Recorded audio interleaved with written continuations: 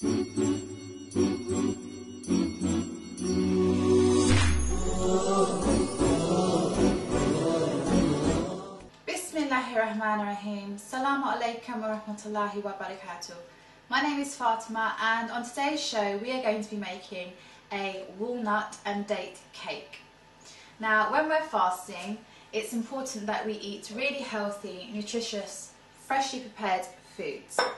Now, when you're fasting, quite often people have a desire to have something sweet.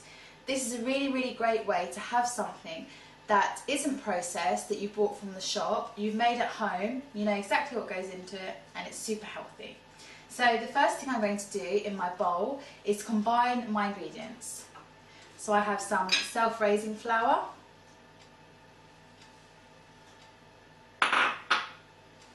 one egg,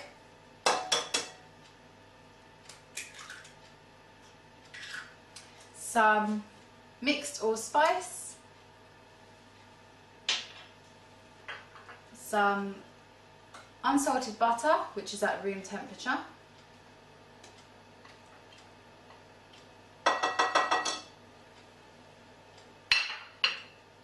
and some clear honey. So I'm just going to mix all of these into my bowl first of all.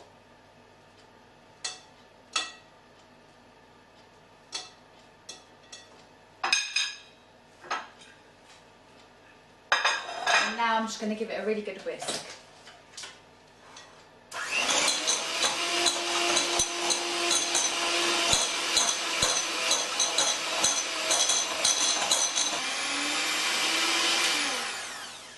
So you want to blend the mix really well so that all the ingredients are combined. Now to this mix, I'm going to add some chopped dates. Now, as you'll notice, there isn't any sugar added to the bowl. It's natural sugars. So we've got dates and honey, so you don't need to worry too much about the sugar. The dates obviously are really good for you and are something excellent that we should always try to eat during Ramadan anyway. I'm just going to mix these ingredients together.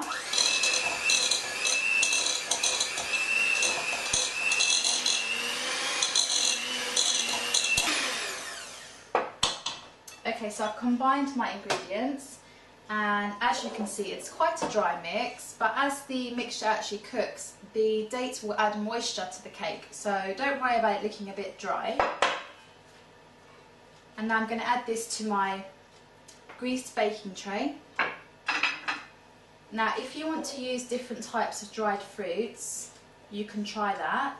One fruit that is really good to add is dried apricots as well. You can also add mashed ripe banana and sultanas. You can really add a different mixture of fruits to the cake. And it's a really good treat to have after iftar.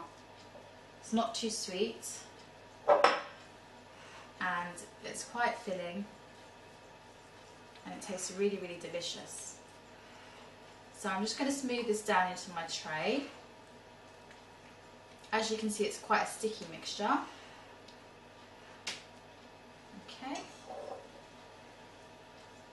And I've preheated my oven to 140. We're going to cook this on quite a low heat.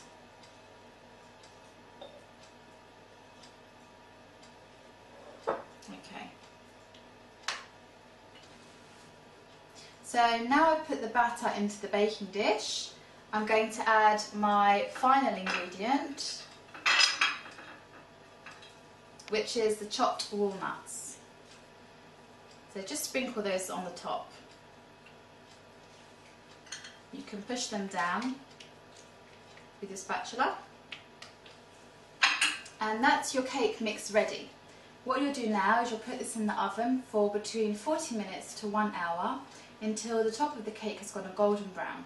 And you can tell if the cake is cooked or not by inserting a knife into the middle of the cake. If the knife comes out clean, it means the cake is cooked. So I'm going to put that in my preheated oven. And here is the cake that we made earlier. I've just cut it into squares and I've served it alongside some cheese, which I think goes really well with the walnuts and the dates.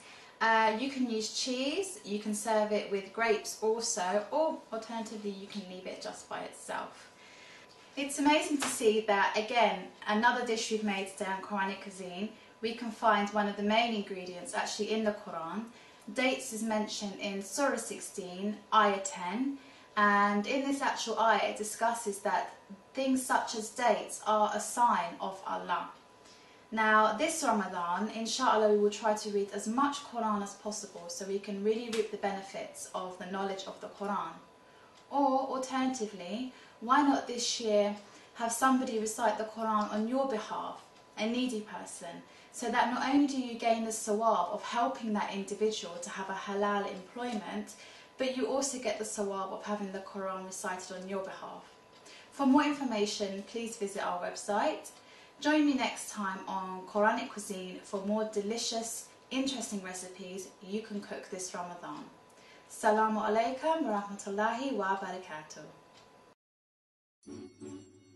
For more information on ways you can make the most of your Ramadan this year, visit us at www.ramadanforyou.com.